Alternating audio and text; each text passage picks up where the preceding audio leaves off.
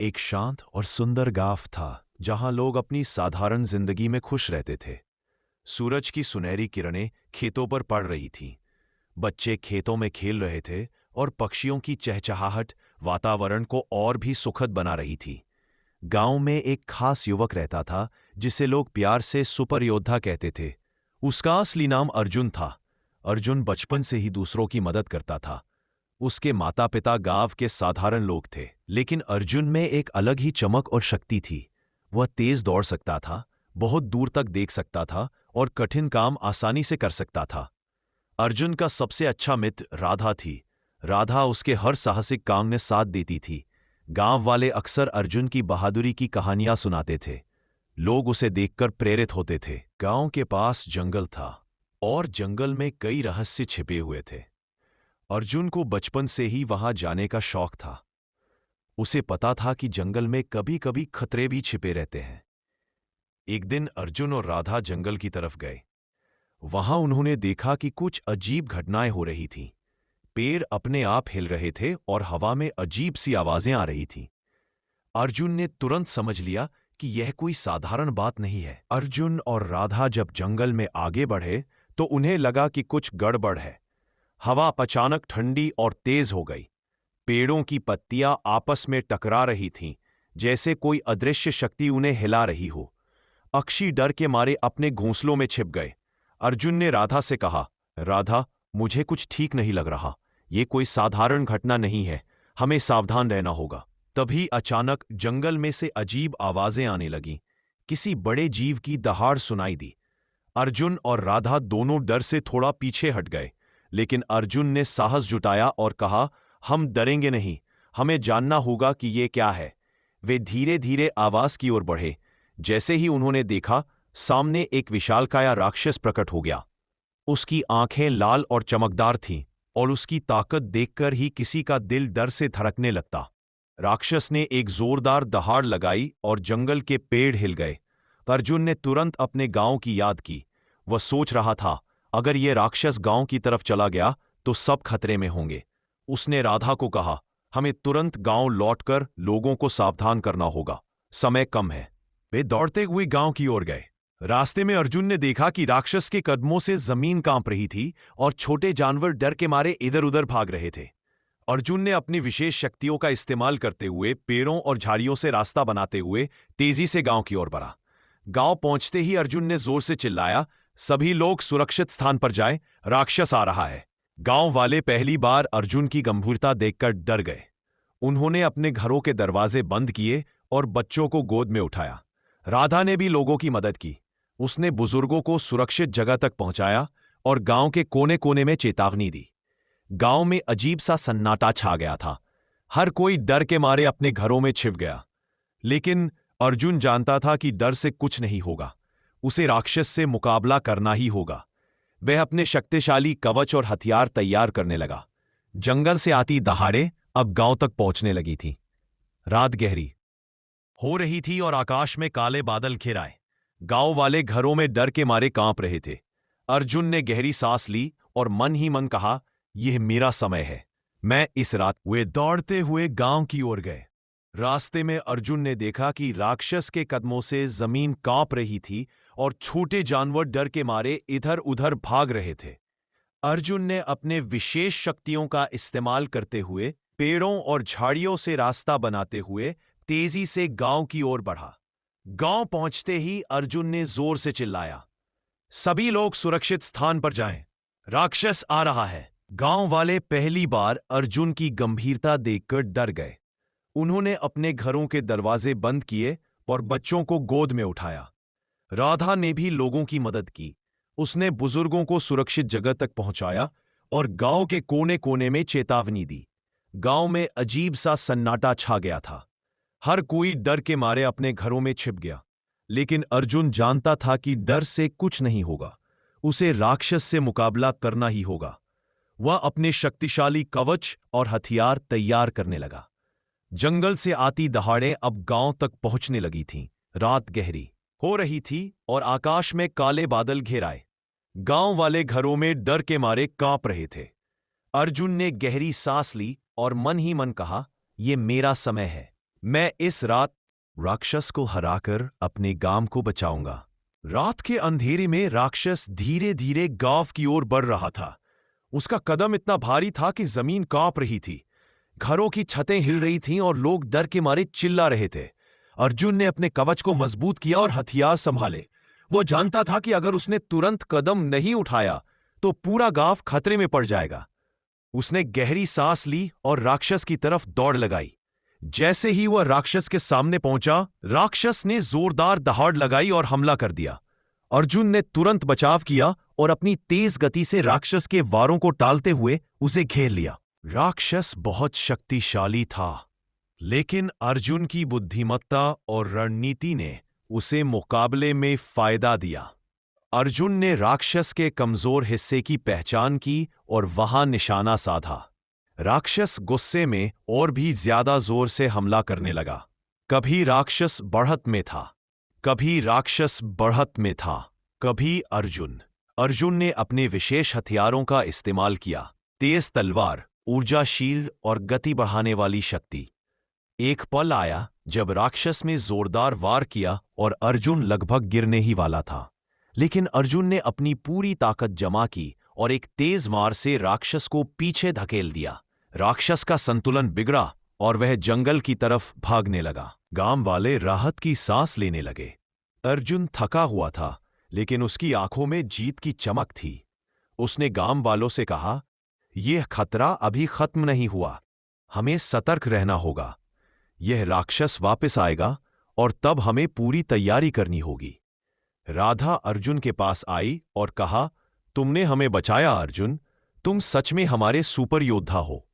अर्जुन ने मुस्कुराते हुए कहा, हम सब मिलकर अपने गांव की रक्षा करेंगे, डर को कभी अपने ऊपर हावी नहीं होने देंगे। रात गहरी थी, लेकिन गांव में उम्मीद की किरण फिर भी चमक रही थी। यह पहला मुकाबला था, लेकिन अर्जुन जानता था कि असली लड़ाई अभी बाकी है। अर्जुन ने महसूस किया कि राक्षस से पहला मुकाबला जीतना सिर्फ शुरुआत थी। असली चुनौती अब सामने थी।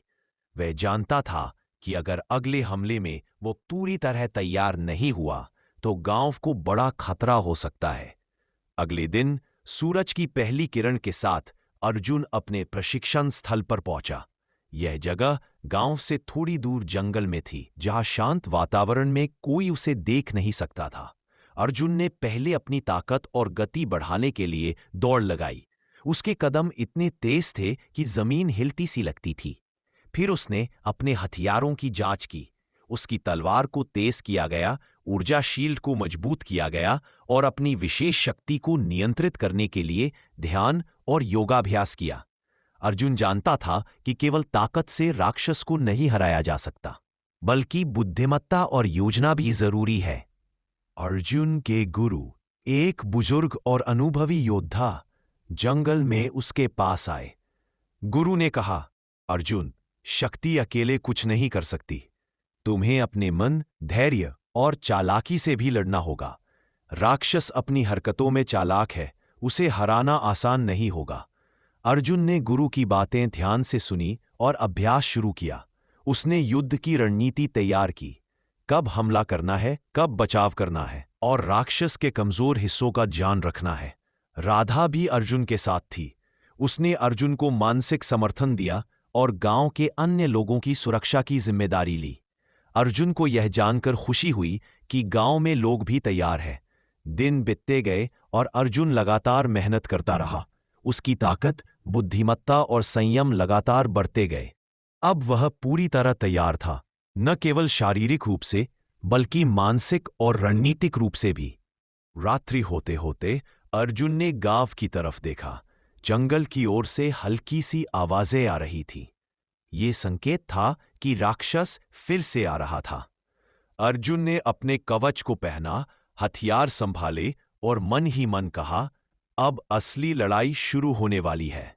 मैं अपने गांव और लोगों की रक्षा के लिए पूरी ताकत से लड़ूंगा। गांव में लोग अपनी अपनी जगहों पर सुरक्षित थे। बच्चों और बुजुर्गों ने अर्जुन पर भरोसा किया। उन्होंने सोचा कि अर्जुन ही उनका रक्षक है। अर्जुन ने गहरी सांस ली, अपने मन को शांत किया और तैयारी पूरी की।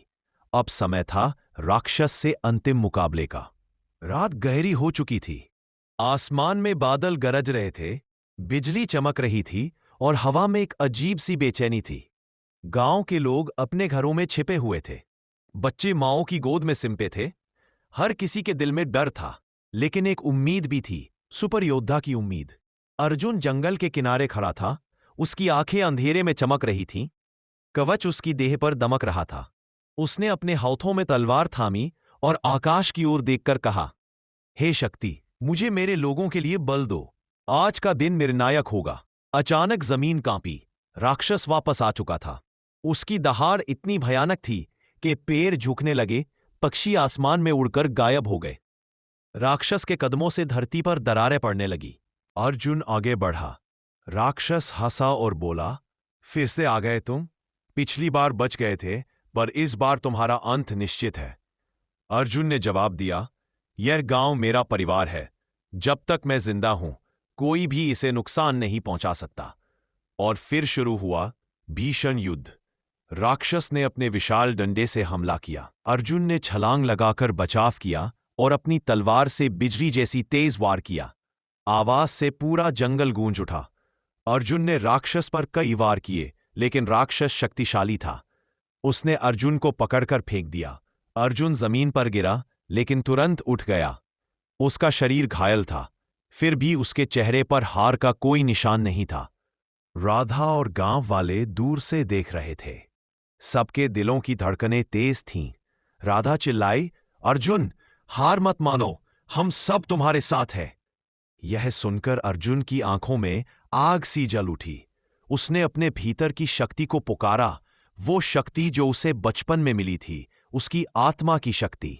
उसके कवच से रोशनी निकलने लगी, उसकी तलवार चमक उठी और हवा में बिजली सी गूंज उठी।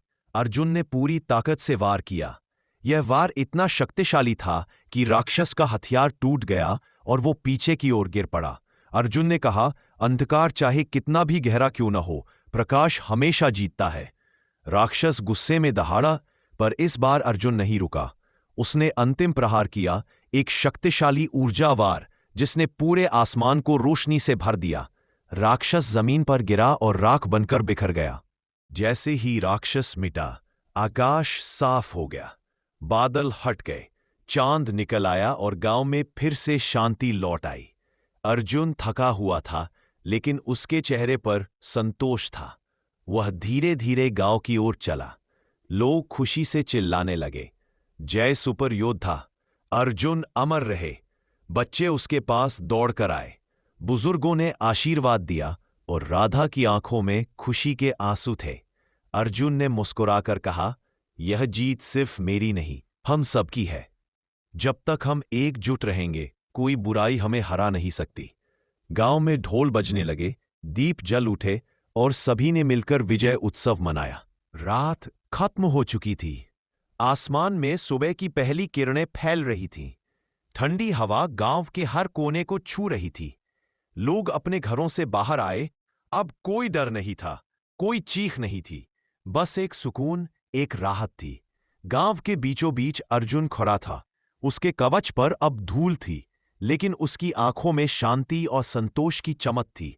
राधा उसके पास आई और बोली, तुमने कल दिखाया अर्जुन, तुमने पूरे गांव को नया जीवन दिया। अर्जुन मुस्कुराया और धीरे से बोला, राधा, ये जीत सिर्फ मेरी नहीं, हम सबकी है। हर उस व्यक्ति की है जिसने डर पर विश्वास को चुना। गांव के बुजुर्ग आगे आए और बोले, बेटा अर्जुन, आज से ये गांव हमेशा तुम्हारा ऋणी रहेगा। तुम्हारा साहस आने वाली पीढ़ियां याद रखेंगी। फिर सबने मिलकर अर्जुन के सम्मान में एक दीप उत्सव मनाया। हर घर में दिया जला, हर चेहरे पर मुस्कान आई।